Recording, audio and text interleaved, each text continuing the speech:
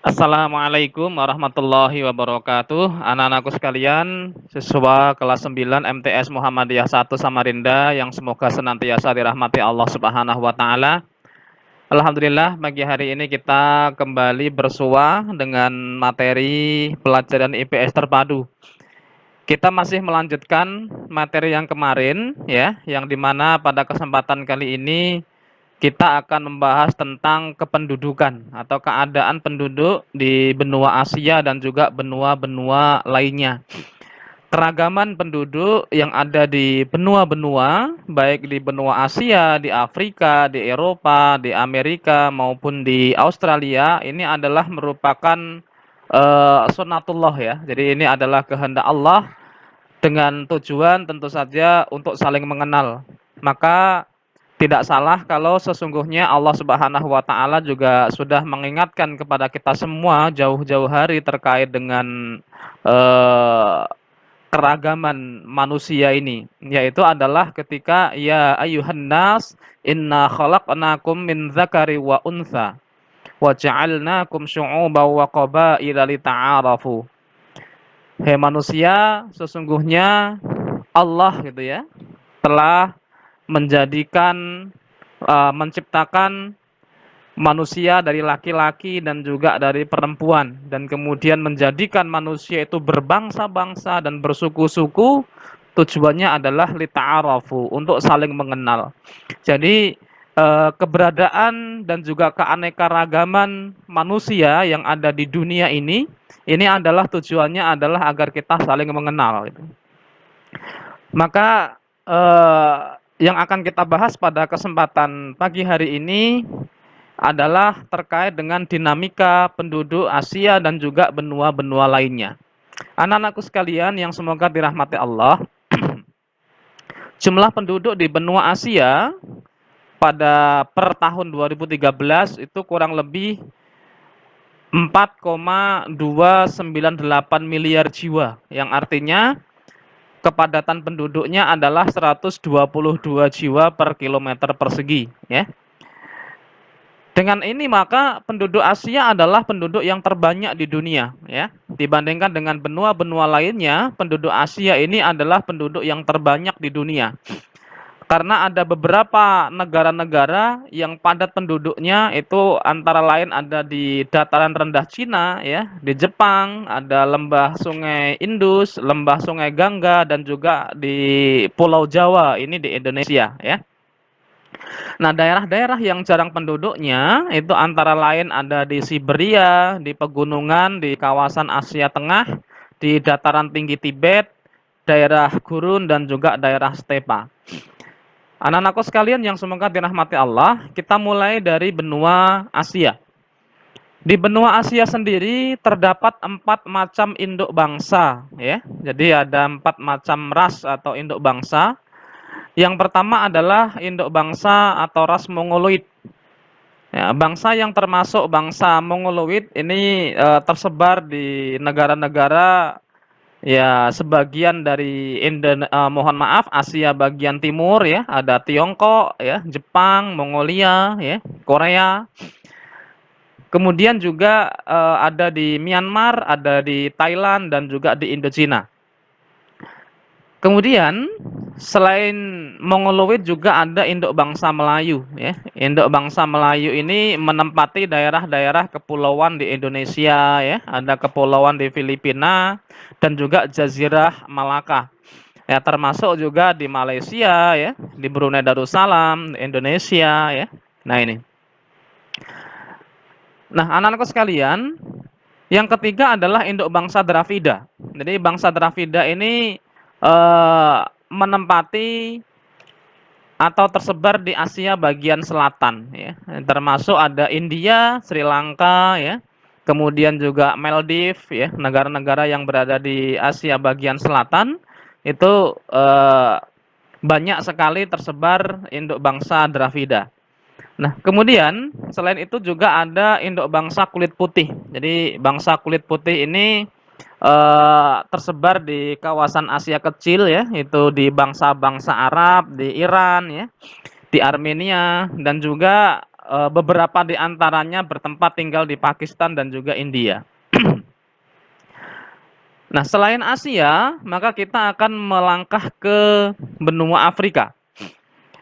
Jadi penduduk di Afrika sendiri ini terdiri atas berbagai suku bangsa. Jadi beberapa induknya di antara lain adalah bangsa Negro, ya. Bangsa Negro merupakan penduduk utama berkulit hitam, maka tidak heran kalau kemudian Afrika itu sering disebut dengan benua hitam karena memang mayoritas penduduk asli di sana itu adalah berkulit hitam atau bangsa Negro. Nah, berdasarkan bahasanya, bangsa Negro itu digolongkan menjadi dua. Ada bangsa Negro Sudan ya dengan ciri kulit coklat tua, bibir tebal ya, hidung pesek besar terdapat di sebelah selatan Sahara. Kemudian ada bangsa Negro Bantu ya, memiliki ciri kulit lebih muda, hidung tidak begitu besar atau pesek terdapat di ujung selatan Sahara. Nah, selain bangsa Negro, juga ada bangsa Khoisan dan juga bangsa Bushmen serta bangsa kulit putih ya. Jadi eh, ini adalah bangsa apa namanya Khoisan ya yang di bawah ini. Kemudian yang menggunakan atau berburu menggunakan panah ini atau busur ini adalah bangsa Khoisan ya. Sementara yang di bawah ini adalah bangsa kulit putih. Nah, bangsa kulit putih yang berada di Afrika itu rata-rata adalah imigran dari Eropa ya. Nah, kemudian kita melangkah ke suku bangsa di benua Eropa. Di benua Eropa, beberapa di antaranya yang pertama adalah bangsa Nur. Ya. Ini memiliki ciri-ciri rambutnya pirang, ya, bermata biru, memiliki tengkorak yang panjang, dan bentuk muka yang cenderung sempit. Biasanya, bangsa Nur tersebar di Norwegia, Inggris, Denmark, Jerman Utara, dan juga di Belanda bagian utara. Ya. Kemudian selain bangsa Nur, di Eropa juga ada bangsa Alpen. Nah, bangsa Alpen ini memiliki rambut dan mata yang berwarna hitam. Selain itu, mereka juga cenderung tidak begitu tinggi dengan tengkorak dan mata yang lebar. Mereka tersebar di negara di Prancis, di Belgia, Swiss, Polandia, Jerman bagian selatan, dan juga Austria. Kemudian selain itu juga ada bangsa Mediteran ya. Di Eropa ini juga ada bangsa Mediteran. Memiliki bentuk fisik yang kurang lebih sama dengan bangsa Nur, tetapi rambut dan matanya berwarna hitam. Nah, bangsa Mediteran ini tersebar di beberapa negara ya, antaranya ada di daerah Portugal, ada di Spanyol, di Italia bagian selatan, kemudian juga tersebar di Yunani. Maka kita meninggalkan Eropa dan menuju ke benua Amerika. Anak-anakku sekalian yang semoga dirahmati Allah, di benua Amerika ini terdiri atas penduduk asli dan juga penduduk pendatang. Ya, kemudian juga ada penduduk campuran yang artinya ya hasil daripada perkawinan penduduk asli dan juga penduduk pendatang. Nah, yang penduduk asli itu adalah suku Eskimo dan juga bangsa Indian. Jadi yang asli di benua Amerika itu adalah suku Eskimo dan Indian. Yang mana mereka itu adalah penduduk asli yang sejak awal memang sudah mendiami wilayah di benua Amerika. Nah, sementara bangsa-bangsa pendatang yang kemudian juga menetap di benua Amerika itu ada ras Negroid ya dari Afrika, ada ras Mongoloid dari Asia, ada juga ras Kaukasoid ya yang berkulit putih dari Eropa. Nah, kemudian yang terakhir adalah penduduk asli dari Australia ya. Jadi yang saat ini mayoritas banyak di Australia itu adalah bangsa kulit putih pendatang dari Inggris ya, dari Eropa. Tetapi sesungguhnya penduduk asli daripada benua Australia itu adalah suku aborigin ya, suku aborigin. Ciri-ciri penduduknya adalah berkulit hitam, rambut keriting, bibir tebal dan berkelopak mata lurus ya. Dan bangsa aborigin ini telah menetap di Australia sejak 60.000 tahun yang lalu. Saat ini jumlah aborigin atau penduduk bangsa aborigin ini sudah sangat kecil ya jika dibandingkan dengan para pendatang yang kemudian menetap di benua Australia.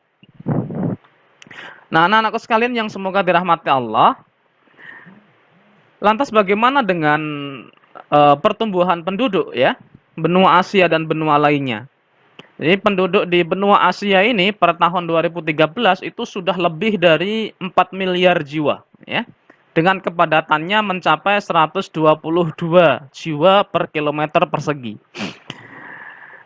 Laju pertumbuhan penduduk Asia mencapai 1,5% per tahun. Ini jumlah penduduk dunia pada tanggal 1 Juli 2015 diperkirakan sebesar 7,3 miliar jiwa atau bertambah 1,1% dari tahun sebelumnya yang diperkirakan sebesar 7,2 miliar jiwa. Benua Asia menjadi benua dengan penduduk terbanyak. Sedangkan benua Australia dan juga Oseania menjadi benua dengan penduduk paling sedikit di antara benua-benua lainnya. Nah, ini bisa dilihat pada tabel persebaran penduduk dunia ya, berdasarkan kepada benua atau berdasarkan kepada regional. Tentu yang paling besar, yang paling banyak itu adalah dari benua Asia ya, mencapai 4,38 miliar jiwa, sementara benua Afrika itu menempati posisi kedua mencapai 1,17 miliar jiwa. Kemudian di Eropa sekitar 743 ribuan. Nah, sementara untuk Amerika Selatan dan juga Karibia 630-an juta dan juga untuk Amerika bagian utara 361 juta jiwa. Sementara yang paling dikit itu adalah benua Australia dan juga Oseania hanya sekitar 39,36 juta jiwa saja. Sehingga total penduduk di seluruh dunia per tahun 2015 itu mencapai 7,3 miliar jiwa. Nah, anak-anakku sekalian yang semoga dirahmati Allah, ini adalah kondisi persebaran dan juga beragamnya penduduk atau masyarakat yang tersebar di seluruh benua yang ada di dunia ini. Kita harus mengetahuinya sehingga kemudian kita bisa saling mengenal dan kemudian kita bisa saling memahami. Karena bagaimanapun kita semua ini adalah makhluk Allah, ditugaskan untuk bersama-sama menjaga dunia ini, menjaga bumi ini agar tetap lestari, agar gimana bumi ini bisa terus terjaga sampai nanti anak cucu kita juga tetap merasakan manfaat dari kehidupan dan juga alam semesta yang ada di bumi ini. Mari kita akhiri pertemuan kita pada pagi hari ini, anak-anakku sekalian yang semoga dirahmati Allah. Jika ada hal-hal nanti yang masih belum dipahami atau mau ditanyakan, silahkan anak-anakku sekalian langsung hubungi melalui WA pribadi Bapak ya. Insya Allah kita akan berikan penjelasan sehingga anak-anakku sekalian bisa memahaminya dengan baik. Dan tetap Bapak berpesan kepada anak-anakku sekalian, tetap jaga kesehatan, patuhi protokol kesehatan, jangan keluar ke tempat-tempat keramaian, dan kalaupun harus keluar tetap kenakan masker. Dan yang terpenting adalah mari sama-sama kita berdoa semoga wabah ini bisa segera berlalu dan kita bisa bersekolah kembali seperti biasa. Kurang lebihnya mohon maaf lahir dan batin. Billahi taufiq wal hidayah. Wassalamualaikum warahmatullahi wabarakatuh.